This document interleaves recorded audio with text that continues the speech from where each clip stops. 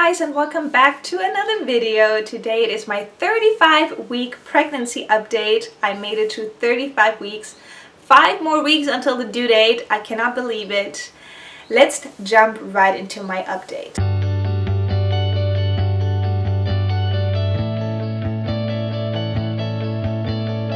To start week 35 off, I woke up in the middle of the night. Actually, it was quite in the morning, 5 a.m. of painful contractions for the very first time. It was lots of cramping. I woke up, I was like, holy cow, what is this? It was so painful. It felt kind of like when you have a stomach bug and your whole stomach is tightening up and you have the urge to go to the bathroom and get it all out so that the pain goes away. That's kind of what it felt like cramping up really bad, except I didn't have to go to the bathroom. And it did stop when the contraction was over, so I had a little break of pain-free time, and then it happened again. I think I had like 3 painful contractions, at least after I woke up. I don't know if I had some before, but it woke me up. It was kind of painful, and I was like, holy cow, what is this? They never hurt before, and I never woke up from them. But after the 3rd time, it stopped. My belly was soft again, and it was fine, and I could fall back asleep. That's how we started that week off. Ever since then, I have Braxton Hicks contractions every day, like I had before, but they were not painful anymore. So that was only that one time, that one morning, which I'm thankful for, because she needs to be cooking a little bit longer in there, at least 2 to 3 weeks. So I'm happy that there was nothing going on, and I was not going into like preterm labor or anything. As you can probably tell, my little one got even bigger. I actually gained another kilo this week. After 5 weeks of not gaining anything, I did gain something this week, which makes sense because this week I had the feeling that the baby grew a lot because I have so much pressure down there, but also up in my ribs. She's so big now. My ribs are so sore because her bum is sticking into that all the time now. She's kicking into my ribs all the time. And I'm short of breath non-stop because her bum is up into my lungs, which, yeah, I cannot breathe deep anymore. Sometimes I get so lightheaded from it that I have to sit down. I'm just like, okay, take a breath, and another one, so that I don't feel dizzy, because whew, yes, I feel like I can't breathe anymore.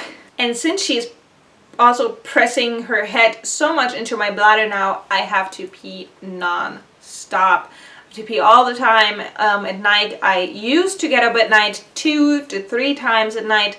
Now it's minimum 5 times, usually more, because the pressure is real down there. I have to pee so much, even though I didn't drink more than usual. I'm still drinking a lot of fluids, but it's not more. But the pressure is just, sometimes I feel like I pee myself if I don't go right now, and then there's just a little bit coming out, and I'm like, really? That's why I had to go to the bathroom, but that's normal because the pressure is so strong down there, and she's getting so much bigger now. So of course, the pee has to go somewhere, and if I don't want to pee my pants, I just have to go to the bathroom, right? I also at night did notice that this week I had really vivid dreams. Sometimes they were super funny and really funky. I had dreams about people that I've not seen in years, which was kind of weird in the morning, like, why did I have a dream about that person? Or that was interesting, seeing that person again. But I also had pretty scary dreams. I think it was 2 nights ago. It was not scary concerning that pregnancy, but I had a dream that something happened to one of my siblings, and there was lots of blood involved, and I tried to help him, and I couldn't, and it was just so scary. I woke up covered in sweat. I was sweating so much because I was so scared in that dream, that I texted my brother immediately, like, if he was fine and if he was doing okay. And there's lots of changes happening in his life now, so I don't know, I was just worried because he was my little brother. Don't mind the vivid dreams. I just don't like the scary dreams, especially when you wake up so scared in the morning and you're like, it felt so real that you're like really scared something's about to happen or something actually happened, even though nothing really happened. I don't like those dreams, but I'm glad that I did not have any scary dreams about the pregnancy or anything, because that would have probably scared me even more. So that's something else that happened this week. One big highlight of the week though was this weekend.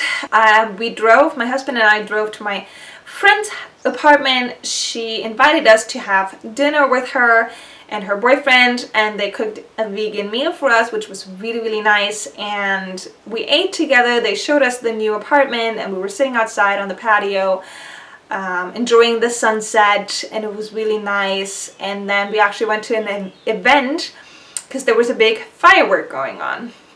So we drove up to that field, so from up there that we could watch the fireworks, and in the background we had the sunset, and then we had the fireworks in front of us, and we were in that huge field in the middle of nature, and it was just so romantic. And I was talking to my husband, and I was like, do you realize that soon there will be 3 of us? I mean, this could be like the last big weekend that we do something together, just the 2 of us, and we don't know how many more weekends we have to go until she's here.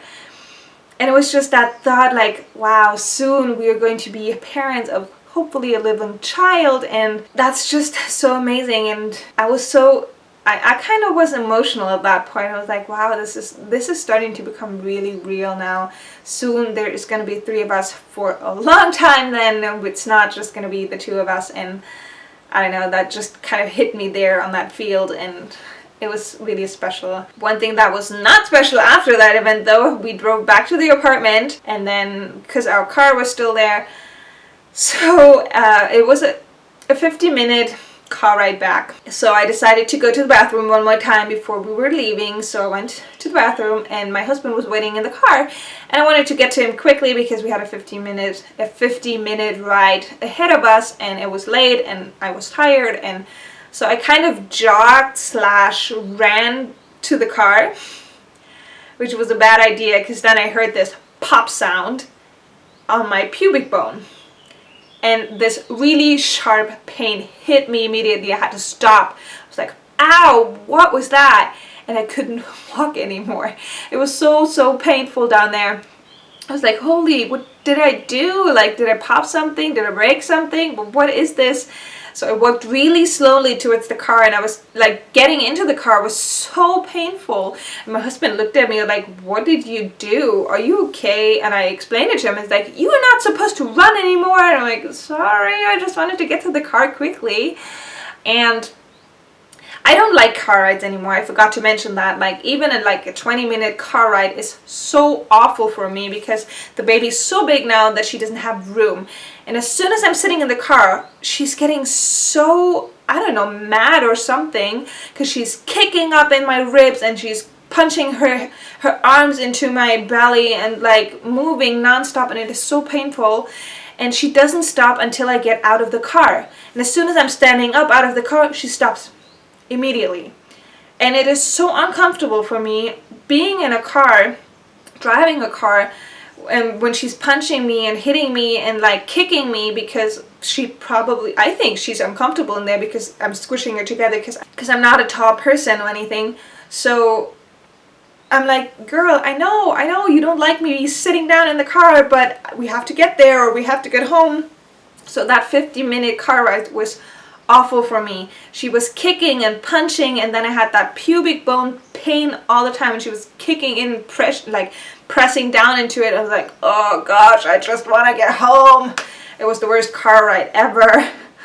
So as soon as we got home and I tried to lay down in my bed, I noticed getting down or moving from one side to the other when I'm laying in bed was so painful. And I read it up. I was like, okay, pubic bone pain, what is it? So some people described it as the pubic bone dysfunction. Usually that happens when a mom has like 2, 3, or 4 children, and that it usually doesn't happen when you have your first child. But since this is technically my 4th pregnancy, even though I never got this far, I mean, maybe that's why I have it. Because I do feel that popping sensation sometimes, and it pops really loud, you can hear it, and then it gets really painful. So I read that you're supposed to rest a lot, don't carry anything, not even light things anymore, don't bend down, don't squat as much if it is painful, and yeah, basically rest. Stay in bed all day and not do anything that is hurting your pubic bone. So I was like, really? I'm already cutting down so much and I'm barely doing anything, and I'm getting so bored because of that, because I want to get stuff done. So, but the last 3 days I rested. I rested a lot. I put lots of pillows between my knees so that I could relax and be pain-free. I did not carry anything. I tried not to bend down as much. And I have to say today it is much better. The first 2 days were kind of painful still, but now it's getting much, much better, because I was so worried to have to deal with that until like the due date or whenever she gets here. That would be 5 long weeks. But since I'm cutting back a lot, it is getting more bearable and I'm dealing pretty well with it. I'm just having to take it super easy. But since I'm short on my breath, which gives me dizziness anyways, I have to cut back a lot anyways. So one more thing that I have noticed the past 2 days, like yesterday and today, I do not necessarily have heartburn, but acid reflux. Like I can tell every time I ate something, I feel like it's coming kind of back up, or it's stuck up here. It's not staying down because she's pushing up so much now that I always have the feeling like, oh, I need to swallow it down, but it is not going all the way down. It's not painful though. Like I do not have a burning sensation or any pain with it. It just kind of feels yucky, uncomfortable. Yeah, that's something I've noticed. So I'm hoping that she will drop really soon, move into my pelvis so I get some air up here and have more room with my stomach and my breathing, because it's getting kind of hard. And I've read that with many first-time moms, the baby drops quite early and then they have more room to breathe and actually eat again. So I'm hoping that she will drop really soon, so I can have more space up there, because that is getting kind of hard now. So yeah, many new symptoms this week, many new things that I've noticed, and with that I want to end this week's update for you guys. Thank you guys so much for watching. I will show you my bump of the week in the end, and I will see you guys in my next video. Bye guys.